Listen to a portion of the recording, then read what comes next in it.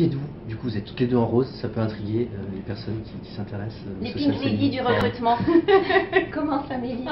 Alors moi, je suis Amélie Fabre-Guité, je suis la fondatrice de l'agence de recrutement Madircom qui accompagne les startups, TPE, PME à recruter sur toute la France. Et j'ai également fondé une association qui s'appelle Try Me Up, Adopte un Senior, qui promeut la diversité dans l'entreprise, notamment en permettant à des demandeurs d'emploi de plus de 45 ans à retrouver une activité économique. C'est vrai que c'est une cible qui n'a pas forcément des grandes facilités à retrouver du travail. En beaucoup de difficultés et beaucoup de stéréotypes. Très bien. Alors moi, je partage avec Amélie les mêmes valeurs sur la recherche d'emploi et le recrutement. Donc je suis l'auteur du livre Déjouer les pièges des recruteurs et du futur livre qui s'appelle 50 erreurs à éviter pour trouver un job qui sort en janvier. Et je suis conférencière et formatrice sur les techniques de recherche d'emploi. Et j'accompagne aussi les entreprises pour les aider dans leur recrutement pour aller vers un recrutement plus tourné marque employeur et marketing RH. Et donc aujourd'hui, vous avez co-animé ensemble. De quoi vous avez parlé? On a parlé de social recruiting, un mot barbare. C'est justement comment permettre à une entreprise de favoriser, ou en tout cas de développer sa marque employeur pour recruter les meilleurs candidats. Et donc on a parlé beaucoup de communication, de marketing, RH. On a alerté les entreprises, on a passé un message et je vais le repasser. Faites attention, derrière chaque candidat se cache un commercial, un client. Donc à partir du moment où on fait du recrutement, il faut se rendre compte qu'on communique et un candidat blessé par un recrutement ne sera plus jamais un client de notre entreprise. Donc on a vraiment insisté sur l'intérêt certes de communiquer sur les réseaux sociaux, mais de bien communiquer et de bien traiter ces candidats qui sont finalement des clients potentiels de l'entreprise.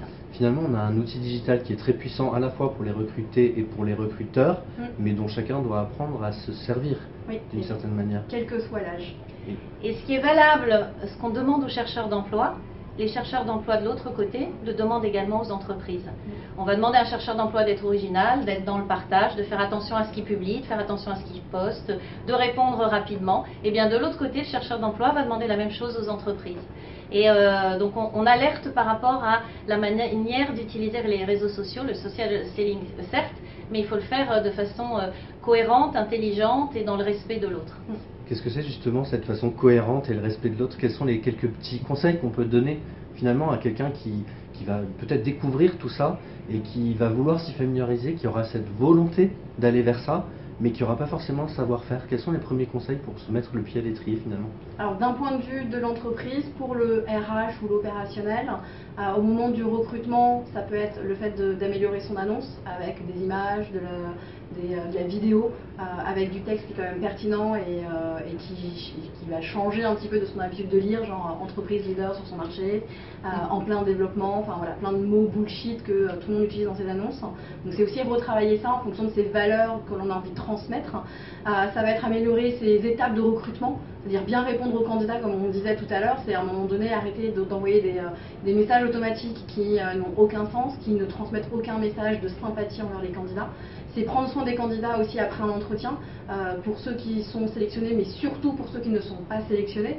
Donc c'est donner de vraies réponses et c'est garder du lien avec ce vivier potentiel pour les années futures. Et puis après, c'est toute la partie intégration, formation, accompagnement aussi au départ des salariés qui souhaitent quitter l'entreprise. Donc ça, c'est vraiment sur la partie, on va dire, RH pure. Et puis, communiquer sur les réseaux sociaux, c'est communiquer sur les valeurs de l'entreprise, sur l'image de l'entreprise, sur ce qu'elle a envie de transmettre, sur la réalité du terrain et aussi sur donner des infos liées au marché et au secteur d'activité. C'est pas toujours tourner entreprise. Et c'est ce qu'on a essayé de leur dire aussi ce matin, c'est intéressez-vous à votre cible, apprenez à donner avant de recevoir. Et côté candidat, du coup, parce que c'est. Alors côté candidat, c'est l'atelier de cet après-midi. Du coup, on va parler de quoi alors? Mais ça serait ça, c'est comment, quand on est chercheur d'emploi, bien utiliser les réseaux sociaux pour se faire remarquer. Les réseaux sociaux sont une vraie vitrine professionnelle, donc ça a beaucoup de valeur, mais il faut le faire aussi dans ce sens-là, c'est-à-dire dans le sens d'accepter de donner avant de recevoir. Et de toute façon, c'est lié. Ce qui est demandé aux chercheurs d'emploi va être demandé à l'entreprise. Et quand on parlait, puisque c'était vraiment le sujet de l'atelier de ce matin, c'était vraiment destiné aux entreprises qui recrutent, on leur a dit attention à cette fameuse cohérence, c'est-à-dire qu'il ne suffit pas de poster en effet une super annonce, c'est super bien chez moi, etc. si l'attitude derrière sur les réseaux sociaux ne suit pas.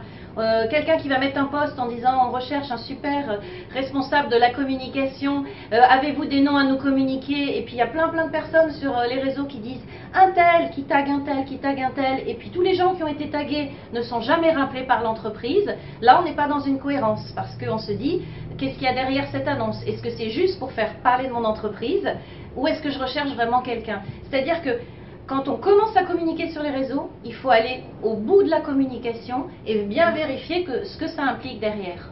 J'ai envie de dire, on va reprendre le slogan d'une marque bien connue, ce que l'entreprise fait à l'intérieur se voit à l'extérieur. Parce que pour le coup, ça va commencer d'abord par une vraie communication et une vraie cohérence à l'intérieur de l'entreprise. Je prenais l'exemple tout à l'heure de l'arbre. Si les racines sont pourries, l'arbre ne va jamais fleurir. C'est exactement la même chose en entreprise. Si à l'intérieur, les collaborateurs ne sont pas fédérés, n'adhèrent pas à l'image de l'entreprise, ou en tout cas ce qu'elle véhicule, et l'arbre ne va jamais fleurir, donc les recrutements ne vont jamais réussir. Finalement, il y a une séduction de l'entreprise, ça passe par des petites choses parfois, peut-être des choses toutes bêtes quand on rencontre les gens. Nous, on a attiré les gens à notre atelier grâce Avec à ça. Tagada. Et je suis sûre que nous sommes les seuls, que par rapport à la conférence de ce matin, à nous être différenciés. Et la tenue aussi, un Et petit la peu. tenue. C'était pour voir la vie du recrutement et de la recherche d'emploi en rose.